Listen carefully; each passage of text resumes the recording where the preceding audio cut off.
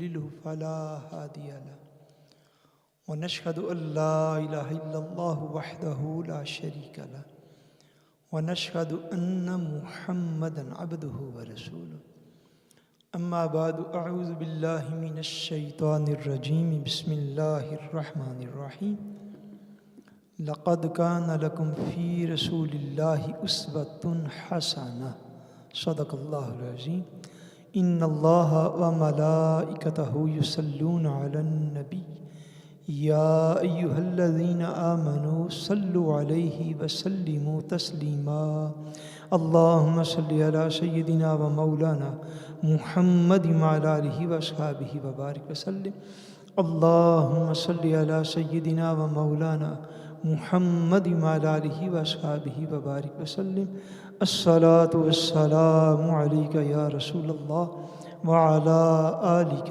وأصحابك يا حبيب الله۔ آج بحمد اللہ تعالی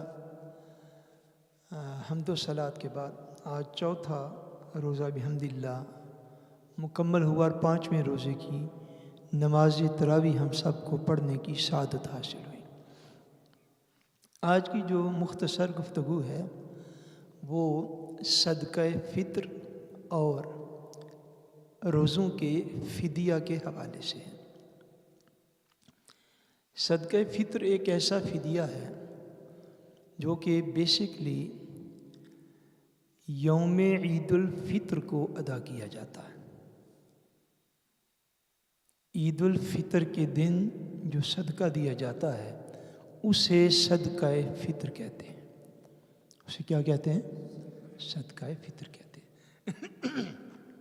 یہ صدقہ فطر اس لیے ہے تاکہ رمضان المبارک کے روزوں کے درمیان روزے رکھنے کے باوجود عبادت الہی کرنے کے باوجود جو ان میں آداب پورے نہیں ہو سکے، جو رکھنے کے باوجود غفلت رہ گئی اور جو عبادت کے باوجود کوتاہی ہو گئی، اس کوتاہی اور غفلت کے ازالے کے لیے صدقہ فطر جو ہے یہ مقرر کیا گیا۔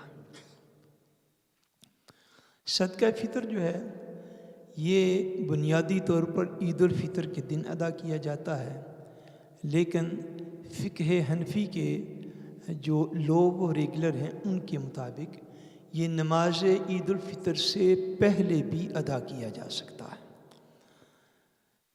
صدقہ فطر کس کے اوپر فوبت ہے اور کس کے لیے لازمی ہے؟ ہر وہ شخص جس کے اوپر زکوٰۃ دینا فرض ہے اس پر صدقہ فطر کو ادا کرنا لازم ہے۔ جس کے اوپر زکوٰۃ دینا فرض ہے اس پر صدقہ فطر کو ادا کرنا لازمی ہے۔ اور باپ جو ہے اپنے نابالغ اولاد کی طرف سے بھی صدقہ فطر جو ہے وہ ادا کرے گا۔ اگر کوئی بچہ عید الفطر کے دن پیدا ہو صبح کے وقت نماز عید ادا کرنے سے پہلے اس کا صدقہ فطر ادا کرنا بھی لازم ہے۔ اور جس طرح جس طرح زکوٰۃ کا نصاب ہے وہی نصاب صدقہ فطر کے لیے بھی حاضر ہے۔ فرق صرف اتنا ہے کہ زکوٰۃ تب فرض ہوتی ہے جب اس نصاب پر پورا سال گزر جائے، صدقہ فطر تب لازم ہو جاتا ہے کہ جب عید الفطر کے دن بندہ صاحب نصاب ہو، جائے اس نصاب پر پورا سال نہ بھی گزرے پھر بھی صدقہ فطر جو ہے وہ ادا کرنا لازمی ہے۔ ہارڈ ریفسٹ اتنا سمجھ آ گئی؟ چلیں اب اس سے آگے چلتے ہیں۔ صدقہ فطر جو ہے وہ کتنا ادا کرنا ہے؟ صدقہ فطر جو ہے اس کے لیے شریعت میں 5 اجناس جو ہیں وہ رکھی گئی۔ 5 اجناس جو ہیں وہ رکھی گئی ہیں۔ ان میں سے پہلی گندم ہے۔ گندم کو ہم کیا کہتے ہیں؟ ویتے خون کہتے ہیں میرے خیال میں، ایسے ہی ہے نا، گندم کو ویتے خون کہتے ہیں۔ اس کے بعد جو ہے، جو کو ہم کیا کہتے ہیں؟ حبر ہے۔ اس کے بعد کھجور ہے ایک، کون سی چیز؟ کھجور۔ کھجور کو ہم کیا کہتے ہیں؟ دادلر۔ اس کے بعد ہے اس میں کشمش۔ کشمش کو ہم کیا کہتے ہیں؟ روسینر. اور اس کے بعد ہے پنیر. پنیر کو ہم کیا کہتے ہیں؟ اوست. یہ 5 چیزیں جو ہیں یہ شریعت کے اندر مقرر کی گئی ہیں. صدقہ فطر ان کے مطابق ادا کیا جاتا ہے. ان کی کتنا جو ہے ان کا وقت ہونا چاہیے؟ گندم کا وزن جو ہے یعنی بیتے کھونڈ جو ہے اس کا وزن 2 کلو گرام. کتنا وزن؟ 2 کلو گرام. اور بقیہ جو چاروں اجناس ہیں یعنی اس کے اندر جو آ گیا، کھجور آ گئی، کشمش آ گئی اور اوست آ گیا، پنیر آ گیا، یہ چاروں جو ہیں ان کی شرعی مقدار 4 کلو گرام ہے. پھر شو یعنی جب آپ نے کسی کو صدقہ فطر ادا کرنا ہے، پیسوں کی جو ہم وہ تقسیم کرتے ہیں وہ بڑی دور کی بات ہے، جو کہ شریعت جو ہے وہ ساری روئے زمین کے مسلمانوں کے لیے ایک ہے اور ہر دور کے مسلمانوں کے لیے ہے. اس لیے اس میں کوئی رقم نہیں مقرر کی گئی. جس طرح جو زکوٰۃ کے مسائل ہیں اس میں ایک نصاب رکھا گیا ہے، رقم بیسیکلی طور پہ نہیں رکھی گئی. ہر دور میں اس کے مطابق رقم جو ہے وہ خود فائنڈ آؤٹ کرنا ہوتی ہے. شریعت میں یہ 4 اجناس رکھی گئی ہیں. ساری دنیا کے مسلمان جہاں جہاں وہ آباد ہیں اپنے اپنے علاقے میں ان چیزوں کا ریٹ دیکھ لیں اور ان کے مطابق جو ہے وہ اپنا صدقہ فطر جو ہے وہ ادا کر دیں. یاد رہے گا جی. گندم کا بیتے کھونڈ کا کتنا وزن ہے؟ ماشاءاللہ. اور ہابرے کا کتنا وزن ہے؟ 4 کلو. دادلر کا کتنا وزن ہے؟ اور اس کے بعد آگے روسینر اس کا کتنا وزن ہے؟ اور اس کا کتنا وزن ہے؟ 4 کلو. یہ 5 چیزیں ہیں اور یہ پھر شون گھر کے جتنے بھی افراد ہوں ان کی طرف سے اس کا ادا کیا جانا یہ لازمی ہے. اس شخص پر میں اگین کہہ دیتا ہوں کہ جس پر زکوٰۃ جو ہے وہ فرض ہو چکی ہے. جس شخص پر زکوٰۃ دینا فرض نہیں اس پر صدقہ فطر کی ادائیگی بھی لازم نہیں ہوتی. اس کو صدقہ فطر جو ہے وہ دیا جا سکتا ہے. ہاں باپ جو ہے جسے میں نے کہا اپنی بالغ اولاد کے لیے بہتر ہے جو مندی ہو گئی ہے، جو شرعی طور پر بالغ ہو گئی ہے اور اس کے پاس مال بھی موجود ہے، وہ اپنی طرف سے تمام صدقات واجبات کی ادائیگی خود کرے. خامد کے لیے بیوی کی طرف سے صدقہ فطر ادا کرنا لازمی نہیں ہے. بیوی اپنا صدقہ فطر خود ادا کرے گی. ہاں خامد اگر بطور احسان ادا کر دے تو شرعی طور پر ادا ہو جائے گا. نابالغ اولاد کا باپ کے ذمے ہے مگر بیوی کا باپ کے خامد کے ذمے نہیں ہے. در فشل پشتو ڈر نابالغ بچوں کا باپ کے ذمے ہے مگر بیوی کا صدقہ فطر ادا کرنا خامد کے ذمے نہیں ہے، وہ اپنا خود ادا کرے گی. اسی طرح جو بالغ اولاد ہے وہ بھی اپنا صدقہ فطر خود ہی ادا کرے گی. اور میں ہمیشہ یہ امپفالے آپ کو کرتا ہوں کہ آپ کے بچے اگر چھوٹے ہیں 8-10 سال کی ایج کے ہیں تو ان کو بتا کے ان کی طرف سے کریں. یہ بہت لازمی ہے ان کی تربیت کے لیے. اور اگر ان کے پاس خود کوئی سیونگ منی موجود ہے تو اس میں سے ادائیگی کریں اور بچوں کو بتائیں تاکہ جس طرح بچوں کو اچھے کپڑے لینے کی عادت ہے، جس طرح بچوں کو اچھا موبائل لینے کی عادت ہے، اس طرح بچوں کو اس عمر کے اندر صدقہ و خیرات کرنے کی بھی عادت ہونی چاہیے. ان کو یہ پتہ ہونا چاہیے کہ مال خالی سامنے نہیں کرتے، اس کو اللہ کی راہ میں خرچ بھی کرتے. اس طرح اگر بچوں کی تربیت کی جائے تو میں سمجھتا ہوں یہ ایک بہتر طریق جو ہے وہ ہو سکتا ہے. اب ہمارے ہاں میں نے آج کلیکشن کی ہے کہ ہمارے ہاں اسلو شہر کے اندر اس وقت ان چیزوں کا کیا ریٹ ہے جو چل رہا ہے. تقریباً یہ ایک اندازہ ہے. یاد رکھیے ہر چیز کے اندر 3 کیٹیگریز تو لازمی ہوتی ہیں، یعنی گڈ، بیٹر اور بیسٹ. جب آپ گندم لینے جائیں گے تو گندم کی بھی کئی کوالٹیز ہوں گی نا. اب بات سمجھ گئے. جب آپ دادر لینے کے لیے جائیں گے، کھجورے لینے کے لیے جائیں گے، ان کی بھی کئی کوالٹیز آ جائیں گی. یہ جو رقم میں نے کلیکٹ کیا یہ بیسیکلی ایک اندازہ ہے اور ہم نے اس میں سے جو درمیانی ہے نا ایک بیٹر کہہ لیجیے، نہ بیسٹ اور نہ گڈ، جو درمیانی کنڈیشن ہے، کوالٹی ہے، درمیانی کوالٹی کا اندازہ کر کے یہ رقم میں آپ کو بتا رہا ہوں. ہمارا جو رمضان المبارک کا ٹائم ٹیبل ہے اس کے اوپر، بلکہ شہر کے سارے ٹائم ٹیبل جو ہیں ان کے اوپر 100 کروڑ پھر شون لکھا ہوا ہے. ایسے ہی ہے نا جی، 100 کروڑ ہر جگہ پہ لکھا ہوا. وہ بھی ایک بیسیکلی ینس نے جو ہے وہ نکالی گئی. اب اگر آپ گندم کے حساب سے کریں، ہیل خون یہاں پہ لکھا ہوا ہے میرے پاس باہر، گندم کے حساب سے کریں تو گندم دینی ہے 2 کلو گرام، اور آج کا جو ہمارا ریٹ ہے شہر کا وہ تقریباً جو نارمل کوالٹی کی گندم ہے وہ 35 کروڑ پر کلو گرام کے حساب سے ہے. اس اعتبار سے اگر آپ 70 کروڑ پھر شون کے حساب سے اگر آپ صدقہ فطر ادا کریں گے پھر بھی صدقہ فطر ادا ہو جائے گا. جو ہابرے جو ہے اس کی قیمت جو نارمل کوالٹی کا ہے اس کی قیمت پر کے جی کے حساب سے تقریباً 30 کروڑ جو ہے وہ میرے پاس پہنچی ہے. 30 کروڑ کے حساب سے اگر ہو تو 4 کلو کے کتنے بن گئے؟ 120. 120 کروڑ پھر شون کے حساب سے اگر آپ صدقہ فطر ادا کریں گے تو پھر یہ جو کی مقدار کے ہابرے کی مقدار کے برابر آ جائے گا.